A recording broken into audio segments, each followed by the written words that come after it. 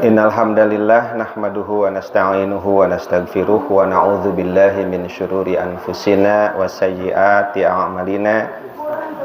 May yahdihillahu fala mudhillalah wa may yudlil fala hadiyalah. Wa asyhadu an la ilaha illallah wahdahu la syarikalah. Wa asyhadu anna Muhammadan abduhu wa rasuluh, amma ba'du. Bapak Ibu hadirin ikhwatu iman rahimakumullah, ahli pengawasan Masjid At-Tahajud Madrasah Al-Amanah. Insyaallah dina waktos ieu urang sami-sami thalabul ilmi ngahancak kitab adab. Itu bahasan terakhir aya nu emut Pak, bab naon eta terakhir abdi ngabahas di dieu? Masa lupa berjamaah? Mau 27 derajat atau poho berjamaah? Ya karena memang lupa, saya kira-kira saja. Kita masuk adabul kalam. Adab berbicara. Jadi Islam sebagai sebuah agama itu kan aturannya itu universal. Sampai ngomong saja Bu, berbicara Pak, itu ada adabnya. Berbicara adab itu berarti berbicara aturan. Aturan-aturannya. Kalau berbicara aturan berarti tidak ada adab yang jelek, nggak ada istilah adab jelek. Karena aturan nggak akan mungkin aturan Islam jelek. Tapi kalau berbicara akhlak, ada yang baik, ada yang jelek. Karena akhlak itu nanti pengaplikasian atau realisasi dari adab itu. Nah, karena adab itu berbicara aturan, maka Bapak Ibu rahimakumullah, semua yang menyimpang dari aturan itu berdosa. Berarti tidak beradab itu dosa. Tuh ya.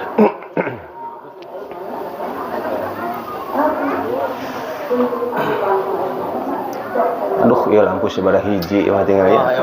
Disorot sih kayak jadi artis kumaha ya teh ari bri.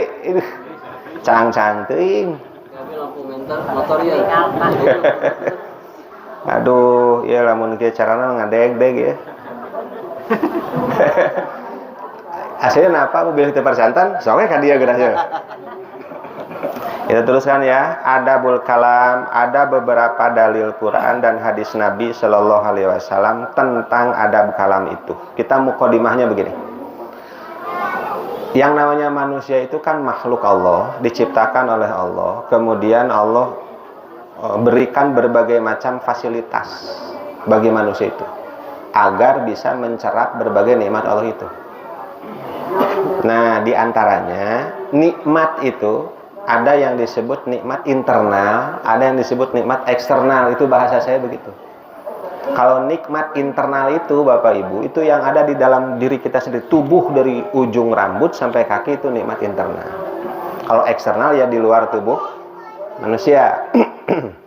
Nah, baik internal ataupun eksternal, jika mau dihitung, itu kan Allah Subhanahu wa taala sebagai pemberi nikmat menyatakan a'udzubillahi minasyaitonirrajim wa in ta'uddu ni'matallahi la tuhsuha. Maka hitung saking banyaknya. Saking banyaknya.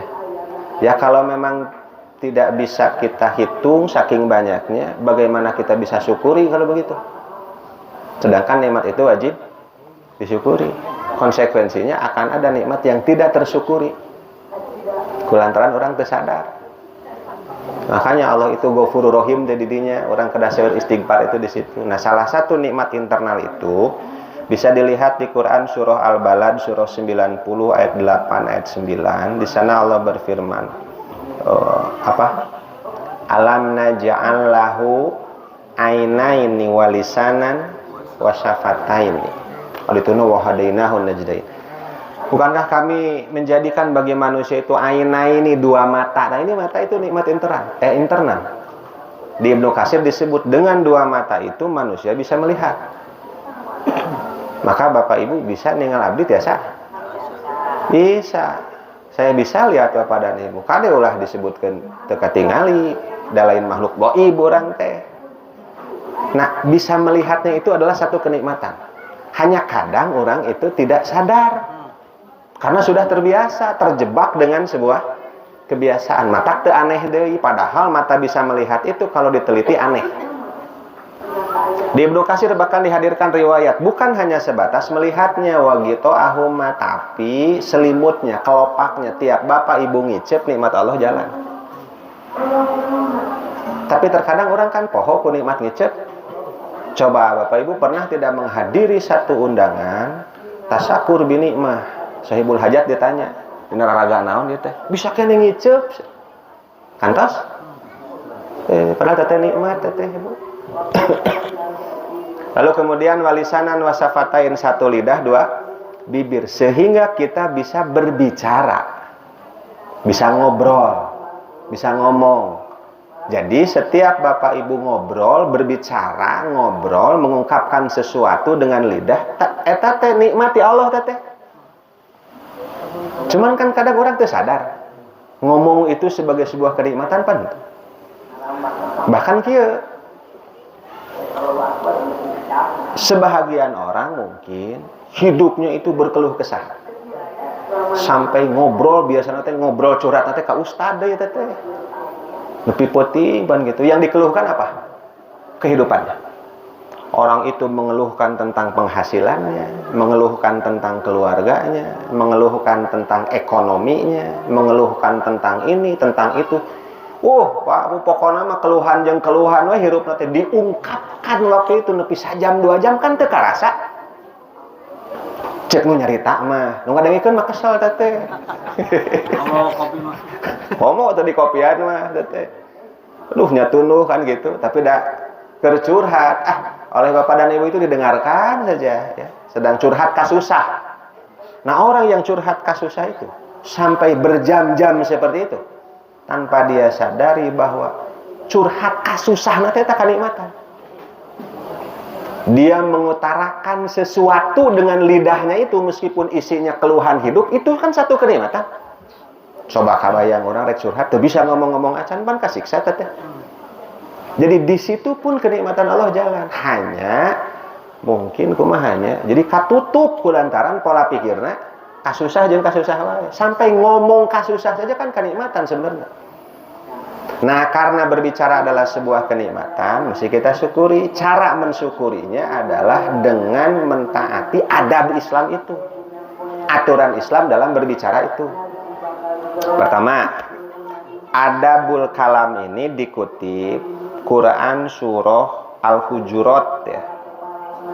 Bahkan dari ayat 1 ya. Ayat 1, ayat 2, ayat 3. A'udzubillahi minasyaitonirrajim. Bismillahirrahmanirrahim.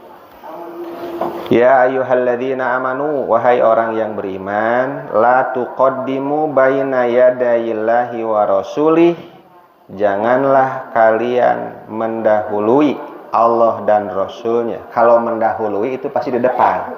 Baina yadai itu di depan. Kamu jangan mendahului Allah dan Rasulnya. Jadi posisinya kumaha? Dia, Allah, dan Rasulnya tatong kitu, tong nyusul ka hareup. Wattaqullaha innallaha sami'un alim, bertakwalah kepada Allah, sesungguhnya Allah Maha mendengar lagi Maha mengetahui. Mendengar semua yang kalian ucapkan, yang kalian obrolkan. Karena ini adab kalam. Alim, Maha mengetahui semua niat yang ada dalam hati kalian tahu. Allah itu. Nah, Ibnu Katsir menafsirkan ayat Al-Hujurat itu bahkan di ayat awalnya. Hadhihi adabun, ini adalah adab-adab. Itu memang adab itu. Adaballahu biha ibadahul mu'minin. Allah mengajari adab itu ya, kepada hamba-hambanya yang mukmin. Fima yu'amiluna bihi Rasulullah sallallahu alaihi wasallam minat tauqiri wal ihtirami wat tabjili wal iqdam. Ya, tentang hal-hal yang berkaitan dengan muamalah dengan Rasul SAW.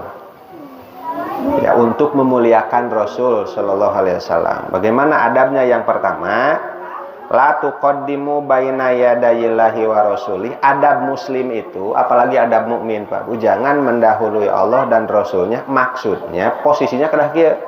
Ini Allah, ini Rasul SAW. Kalau berbicara kalamnya, sabdanya, ini Quran, ini hadis Nabi SAW. Baru kita di situ. Jadi dalam di nomor nomor hiji, nomor 2, nomor 3. Sehingga yang nomor 3 ini mesti mengikuti yang nomor 2 dan nomor 1 itu. Makanya Ibnu Katsir ini di tafsirnya ittiba. Maksud makna ini harus mengikuti. Kalau mengikuti kan kudu anu diharapna. Tapi kalau dia ini mendahului Allah dan Rasulnya di depan, dia mau mengikuti siapa? Masa Quran Sunnah mengikuti dia? Dia mengikuti siapa, Bu? Hawa nafsuna. Kalau sudah mengikuti hawa nafsu, maka nanti Quran saja bisa dirubah-rubah. Hadis di otak-atik. Kayak itu kan Yahudi. Lanutullah kan begitu.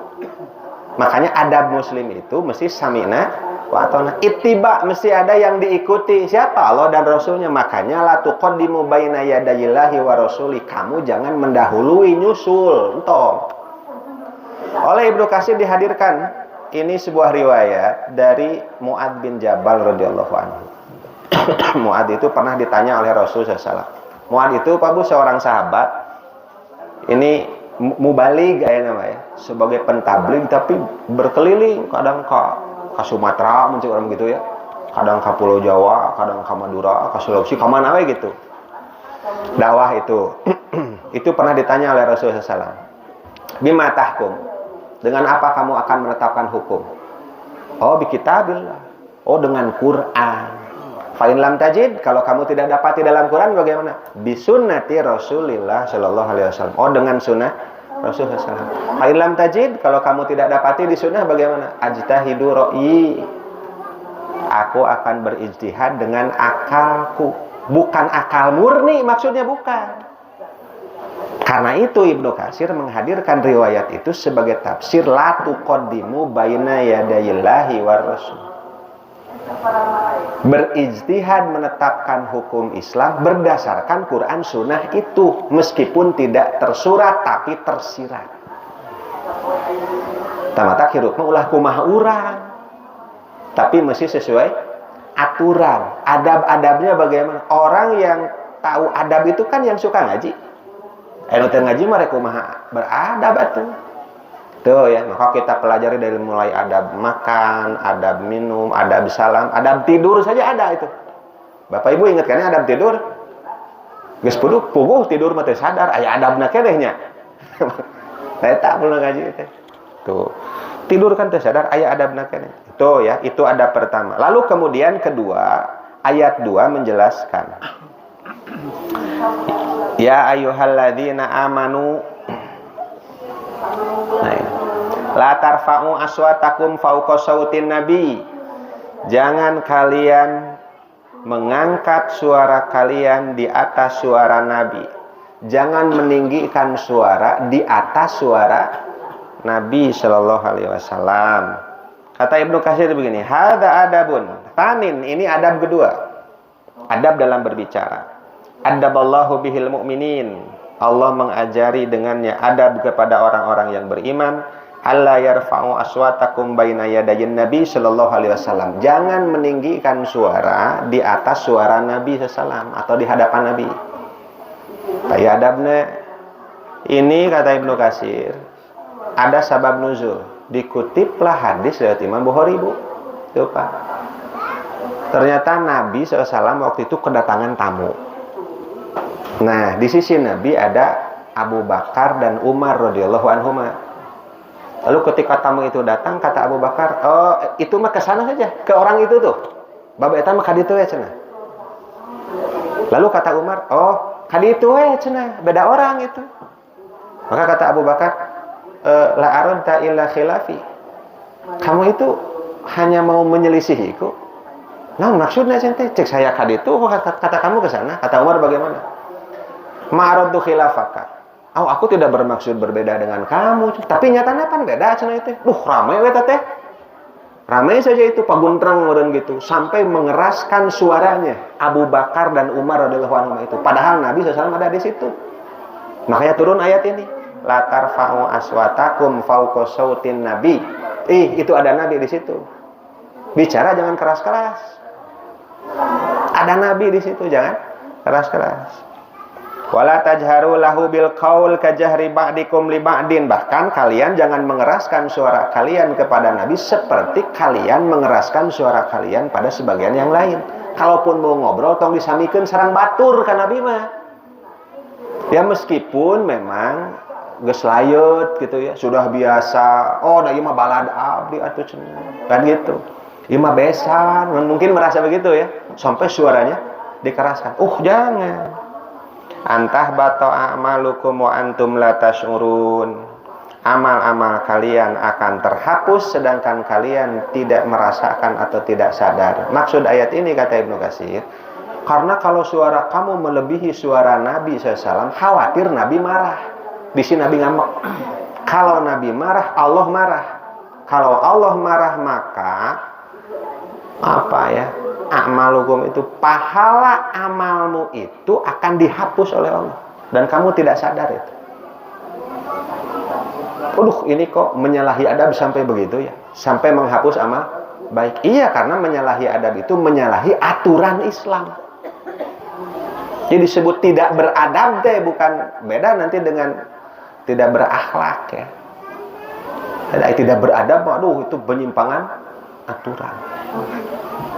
Ini sebagai dalil, kalau Bapak Ibu mau berbicara, kalau Nabi SAW kan sudah tidak ada, bisa kepada guru, ka ulama, ka kiai, guru urang gitu. Nah, jangan meninggikan suara, lalaunan sing sopan gitu, atau kepada orang yang lebih tua, atau kepada orang tua, apalagi orang tua, nanti ada pembahasan. Jadi tong jojorowokan. Jangan jojorowokan. Kenapa? Di samping memekakan telinga, takut orang itu tersinggung atau marah. Tapi dalam konteks tertentu, tinggikan suara Bapak dan Ibu. Misal menuju khutbah Jumat, terutama bapaknya, sing tarik kata mulai. Alhamdulillah, ihwatu iman rahimakumullah. Sarare jamaah teta. Nabi itu kalau khutbah Jumat seperti komandan perang itu. Bahkan telunjuknya itu keluar. Innal hamdalillah. Tuh harus keras. Atau boleh berbicara keras ya, dalam konteks yang memang ada faidahnya. Misal menyeru seseorang dari jauh bisa cilaka. Tong jalaninya ya anjing galak. Sing tarik ketemu. Tong kadinya sing tarik. Atuh rek ngagaroan batur nu jauh lalaunan. Tong kadinya. Naon? Kamu ngegel anjing atuh. Ngegel, Bu.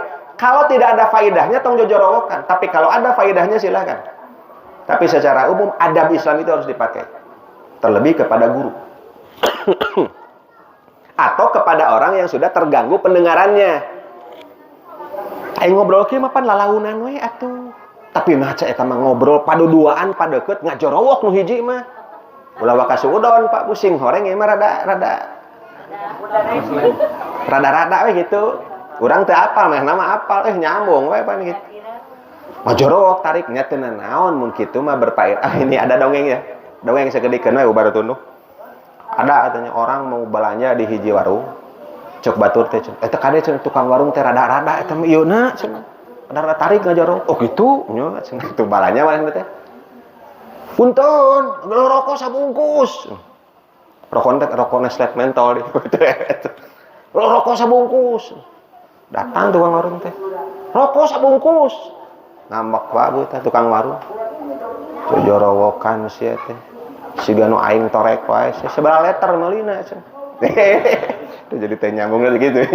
Jorowokan sabaraha liter cenah meulina. Jadi kata Ibnu Katsir, kalau la faidah, kalau tidak ada faidah, jangan mengeraskan suara. Apalagi kepada guru, kepada orang tua, kepada yang lebih tua. Islam nepi ngabahas bab suara saja gitu. Ya. Nah, lalu kemudian Allah memuji Al-Hujurat ayat 3-nya. Innal ladzina yaghudduna aswatahum inda Rasulillah, sesungguhnya orang yang merendahkan suara mereka di sisi Rasul sallallahu alaihi wasallam, ulaikal ladzina imtahanallahu qulubahum littaqwa, mereka adalah orang yang Allah telah menguji hati mereka untuk takwa. Lahum magfiratu wa ajrun adzim, bagi mereka magfirah, ampunan dan pahala yang besar. Tuh kalau beradab berarti samina wa ata'na, berarti berpahala, diberikan magfirah bahkan, diberikan rahmat bahkan. Itu dalam adab berbicara. Kedua, Quran surah Luqman surah 31 ayat 19. Waqsid fi masyika waghdud min sautika inna ankarul aswat la sautul hamir. Waqsid fi masyik, sederhanalah dalam berjalan. Berjalan tong legeg. Dalam arti kata Ibnu Katsir, gancang teuing ulah lalaunan teuing ulah. Kalau gancang teuing rurusuhan al ajalah minas syaiton, biasanya sok loba pokok. Matak nu rusuh Pak Bu, aya wae nu tinggaleun nya. Nya. Tak tong rusuh-rusuh teuing. Bahkan ketika dikumandangkan adzan kita harus cepat-cepat ke masjid. Cepat-cepat dalam arti bukan buru-buru. Sampai ada seorang sahabat ketika ruku, Gus ruku teu ditukar nepi maju ka dieu. Kon gitu, saking ku buru-buruna begitu. Lalu oleh Nabi SAW pan kemudian ditegur. Oh, semangatnya bagus, semangatnya terus ke. Antong gitu atuh. Kalem we gitu ya. Bahkan kalau datang ke masjid tong rurusuhan. Ya, cepat-cepat silakan tapi jangan buru-buru. Lalaunan teuing ulah dina. Naon lalaunan atuh deui? Nepikeun batur teh punten kapayunan nah maneh laleng lewe kalem menikmati alam cenah teh nama. Biasa, jangan berjalan dengan sombong. Dan rendahkanlah suaramu karena sesungguhnya seburuk-buruk suara adalah suara keledai. Jadi orang yang biasa jojorowokan meninggikan suaranya tanpa ada faidah maka disamakan dengan keledai. Disebut suaranya itu buruk sekali, tidak beradab dengan adab Islam. Tak tong jojorowokan. Itu aya faedah nama bunya. Tapi lamun ibu nuju nyarekan putranya lira budak kulantaran teu salat ngajorowok moal. Ngajorowok atuh manja ngambek lalaunan. Nya ngaharewos ngambek teh atuh moal apaleun batur itu ada faedahnya. Ngan ngambekna kudu bener. Kemudian di Quran surah Al-Baqarah ayat 263 qaulun ma'ruf wa magfiratun khairum min shadaqati yatba'uha adza wallahu ghaniyun halim. Perkataan yang ma'ruf itu yang dikenal baik secara adati. Jadi ucapan-ucapan yang sopan, yang bagus secara adat di urang, di dia, di daerah urang di Jawa Barat bagaimana? Tapi perkataan itu mesti ma'ruf, bagus, baik, dikenal secara adati. Wa magfirah, pemberian maaf itu lebih baik. Ini kaitannya dengan sedekah nanti di Al-Baqarah. Jadi kalau Bapak Ibu mau qaul, mau berbicara, ngobrol, perkataannya mesti ma'ruf. Mesti bagus, mesti baik secara adati. Apalagi di masjid ya. Tidak boleh seenaknya berbicara. Di Al-Ahzab ayat 71, ya ayyuhalladzina amanu taqullaha wa qulu qaulan sadida. Wahai orang yang beriman, bertakwalah kepada Allah dan berkatalah kalian dengan perkataan yang sadidan, yang benar. Maksud yang benar di sini, kalau Bapak Ibu mau berbicara, mengobrolkan sesuatu, mengungkapkan sesuatu tentang agama, maka mesti benar sesuai dengan Quran Sunnah itu. Tong ngacapruk itu ka dieu. Itu kaulan sadidan itu perkataan yang benar itu ada alasan dasarnya. Mana alasan dalil Qur'ana, mana alasan dalil sunnahnya, agar amalmu itu nanti jadi amal soleh, begitu di Ibnu Katsir. Itu kaulan sadida namanya. Yang benar, jangan salah. Jadi Islam itu, Pak Bu, tidak melarang berpendapat itu. Silahkan. Hanya pendapat itu mesti berdasar. Bapak Ibu sholatnya kumaha? Di dia takbiratul ihram teh berbetulan dengan pundak di tengah-tengah atau di dia? Mangga. Tapi apapun yang Bapak Ibu lakukan dasarnya naon? Harus ada itu. Lalu bacaan ruku dan sujudnya siga kumaha? Aya nu kieu, aya nu kieu, silakan. Kan dasarnya naon eta? Jadi dasar itu yang jadi penting. Kaulan sadidan itu mesti argumentatif, mesti berdasar. Makanya ada dalam konteks bermazhab ini, imam mazhab yang 4 itu tidak melarang siapapun bermazhab dengan mazhabnya henteu. Sugan kata Imam Abu Hanifah, jangan mengikuti mazhabku maneh mantong, mun ieu mun henteu. Tidak ada larangan bermazhab kepada mazhabku, enggak ada. Mangga wae. Tapi semua imam yang 4 ini seia sekata, kalau kamu mau mengikuti pendapatku, bermazhab dengan mazhabku, kudu apal dasarna. Di mana aku mengambil dalilnya itu? Ulangan sahur Imam Asy-Syafi'i rahimahullah. Ta Imam Asy-Syafi'i teh alimun gitu. Jadi sadidan itu berdasar argumentatif Quran dan sunnahnya. Lalu kemudian, nah baru Al-Isra 23. Wa qadara rabbuka alla ta'budu illa iyyahu wa bil walidaini ihsana imma yablughuna dan seterusnya. Nah, ini ada fala taqul lahuma uffi wa la tanharhuma wa qul lahuma qaulan karima.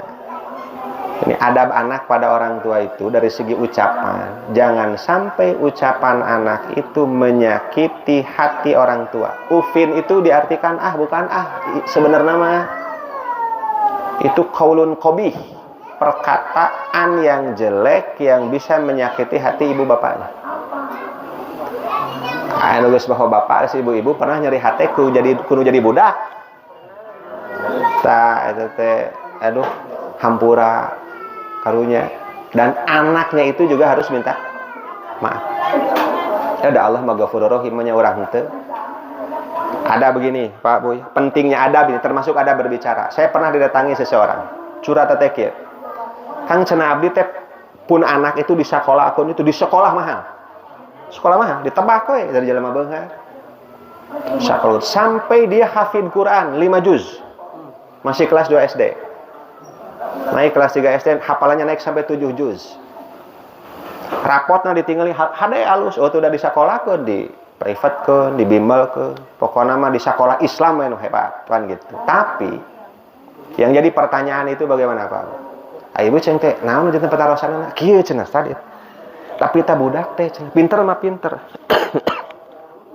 Tapi setiap kali anak itu ngobrol jeung saya nu jadi indungna, sok nyeri hate. Itu setiap kali anak itu ngobrol dengan saya yang jadi ibunya, saya suka sakit hati dengan ucapannya. 7 juz Pak. Sekolahnya harade. Dia apanya yang los itu yang tidak ada apa itu? Adabnya. Adabnya yang tidak ada itu. Maka kajian adab itu pentingnya kan gitu. Maka di Al-Isra 23 itu fala taqul lahuma dosa itu kalau memang begitu pada orang tua itu. Mengucapkan kata-kata apalagi kasar, menyakiti hati saja jangan. Wa qul lahuma qaulan karima, bahkan di sini tingkatannya qaulan kariman, perkataan yang mulia. Tadi ada qaulun ma'rufun, perkataan yang dikenal baik di daerah secara adati. Eta nu dipilih bahasa urang apa bulah bahasa nu kasar yang dikenal baik di daerah urang. Kedua ada kaulan sadidan, argumentatif, mesti berdasar nyarios teh ulah kumaha urang dalam bab keilmuan. 3 ada kaulan kariman, perkataan yang mulia. Ini dalam konteks anak kepada orang tua, kepada ibu bapaknya. Pan orang teh hoyong gaduh putra teh nu saroleh-sarolehahnya. Bapak Ibu apal teu tips mensolehkan anak? Aya 5. Nah ini pembahasan angke gitu ya. Ada 5 nanti usaha orang tua untuk mensolehkan anaknya. Itu harus ditempuh. Nanti di kitab adab insyaallah lah dibahas. Kita ke hadis-hadis. Bagaimana adab kalam dalam hadis? Pertama riwayat Imam Bukhari dari Anas radhiyallahu anhu anna Nabiya sallallahu alaihi wasallam kana idza takallama bi kalimatin. Nabi SAW apabila berbicara, a'adaha salasan, Nabi mengulang 3 kali. Jadi karena itu 3 kali itu teh diulang oleh Nabi itu. Kalau mengungkapkan sesuatu, hatta tufhamu anhu, sampai bisa dipahami. Berarti kalau begitu bukan harus 3 kali Bapak Ibu itu kalau dalam memberikan memberikan wejangan, mematahan budak. Lain kudu 3 kali, bukan. Tapi sampai bisa dipahami. Bisa kurang dari 3, cukup sekali. Bahkan bisa leuwih, tapi pentingna murojaah. Tak naon cenah tadi teh nya taroskeun deui. Punten tadi teh abdi teh kirang teu ka kuping Pak, naonnya tadi teh? Taulah kitu, ungkap lagi.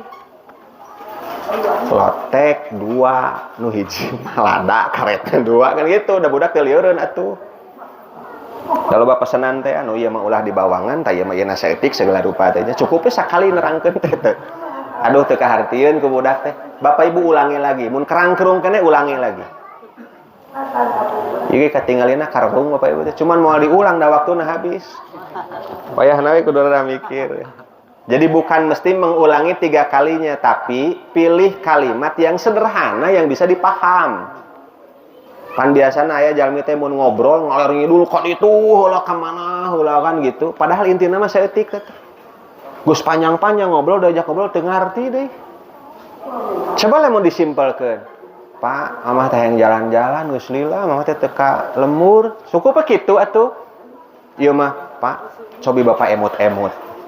Iraha terakhir orang ke lembur ka Tasik teh. Duh, poho deui. Tah pa harita teh aduh mamah teh seneng. Duh, muter we heula lamunna. Beges beres nyarita saja. Kumaha Pak? Nya mah Bapak ge tunuh. Tuh ngartieun teh. Sarwe langsung atuh nah. Kalau memang perlu kitu mah. Wa idza ata'ala qaumin fasallama alaihim sallama alaihim salasan. Kalau Nabi mendatangi satu kaum, beliau mengucapkan salam. 3 kali sudah dibahas di bab salam. 3 kali salam tidak ada jawaban, maka pulang.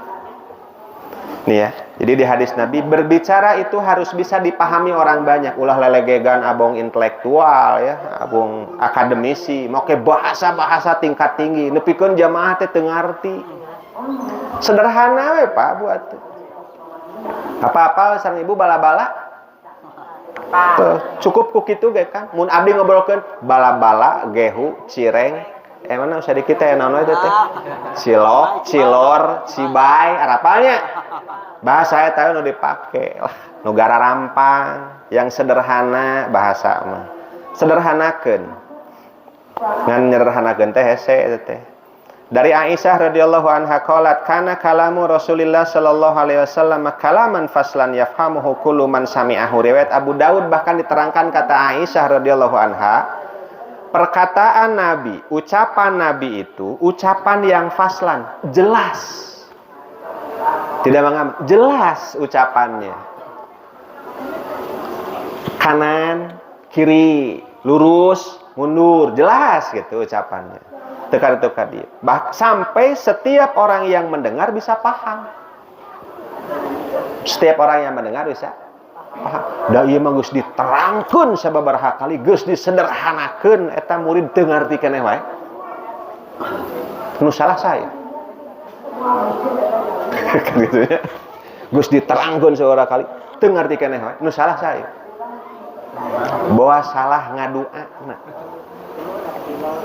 Bawa salah ngadoana atau kuduna ngadoa Robbi zidni ilman warzuqni fahman. Kalah ngadoana kumaha? Allahumma bismika amutu atau abong aya konsumsi Allahumma barik lana. Ini salah ngadoana. Karena ilmu itu hakikatnya diberikan oleh Allah. Bukan sederhananya orang yang mengajar dalam memilih kalimat atau kata. Hakikatnya bukan. Lalu selanjutnya masuk Isya ya, di muttafaq alaih dari Ibnu Mas'ud sabda Rasul sallallahu alaikum bisidqi. Berbicara itu mesti jujur. Kalau jujur ka surga. Jangan bohong. Nusok ngawadul mang kena ka neraka. Ai jujur jeung bohong itu kan bab ucapan. Tuh. Sok aya pertanyaan. Boleh tidak berbohong demi kebaikan?